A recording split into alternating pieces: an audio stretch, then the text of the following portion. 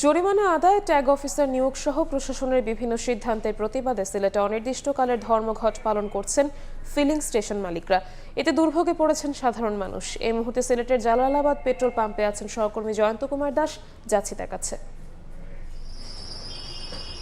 বিভিন্ন পাম্পে অযৌক্তিক জরিমানা আদায়, ট্যাগ অফিসার নিয়োগ সহ প্রশাসনের বিভিন্ন সিদ্ধান্তের কারণে সিলেটে সকল পাম্প মালিকেরা পাম্প বন্ধ রেখেছে এবং ধর্মঘট পালন করছে। গতকাল রাত 11:30টার সময় পাম্প মালিকরা আসলে এই সিদ্ধান্ত নেয় এবং ইতিমধ্যে কিন্তু পাম্প মালিকদের মধ্যে কিন্তু ক্ষোভ সৃষ্টি হয়েছে। সেই ক্ষোভের বহিঃপ্রকাশেই কিন্তু মূলত এই যে ধর্মঘট, সেই ধর্মঘটের ডাক দিয়েছেন তারা।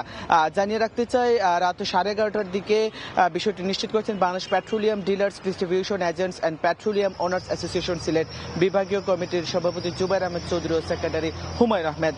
তাদের যে দাবিগুলো হলো, সেই দাবিগুলো হচ্ছে ট্যাগ অফিসার বসানো, বিভিন্ন এজেন্সির মাধ্যমে অনবরত হিসাব নেওয়া, পাম্পে পুলিশ নিয়োগ, 6টি পাম্পে জরিমানা আদায় করায় তেল বিক্রি না করার সিদ্ধান্ত গ্রহণ করেন পাম্প মালিকরা।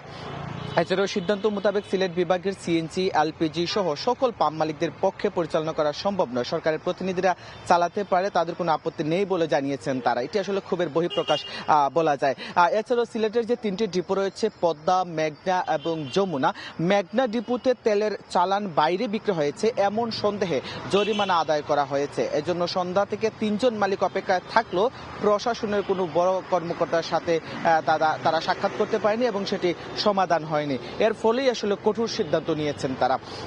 এবং এই যে সিদ্ধান্ত, এই সিদ্ধান্তের ফলে আসলে সিলেটে কিন্তু হঠাৎ করে যে ধর্মঘট চলছে, এর ফলে কিন্তু সিলেট জুড়ে জ্বালানি সংকটের যে সংখ্যা, সেটি কিন্তু দেখা দিয়েছে। এতে গণপরিবহন চলাচলে ব্যাহত হওয়ার পাশাপাশি সাধারণ মানুষের যে দুর্ভোগ, সেটি চরম পর্যায়ে পৌঁছেছে। আমরা দেখেছি এই পাম্পে আসার পর, আমরা এই মুহূর্তে আসলে আম্বরখানা জালালাবাদ যে পেট্রোল পাম্প রয়েছে সেটিতে আমরা রয়েছি। এখানে আসার পর আমরা দেখেছি অনেকগুলো সিএনজি, অটোরিকশা থেকে শুরু করে প্রাইভেট কার, তারা কিন্তু সারিবদ্ধভাবে এখানে দাঁড়িয়েছিল এবং তারা বলছিল আসলে তারা যে আসলে চরম ভোগান্তিতে পড়ছে, এটি আসলে তারা বলছে। তো বেলা 10টার দিকে আসলে পাম্প মালিকরা প্রশাসনের সাথে বৈঠকে বসবেন। এরপরে হয়তো একটা সিদ্ধান্ত আসতে পারে, ধর্মঘট থেকে তারা সরে আসতে পারে যদি তারা সঠিক এবং সুনির্দিষ্ট প্রশাসনের পক্ষ থেকে কোনো আশ্বাস পান। তো আসলে এই ছিল আমার কাছে সিলেটে পাম্প মালিকরা যে সকল পাম্প বন্ধ রেখে ধর্মঘট পালন করছে, এটির সবশেষ। সিলেট থেকে সরাসরি যুক্ত হয়েছিলেন সহকর্মী জয়ন্ত কুমার দাস।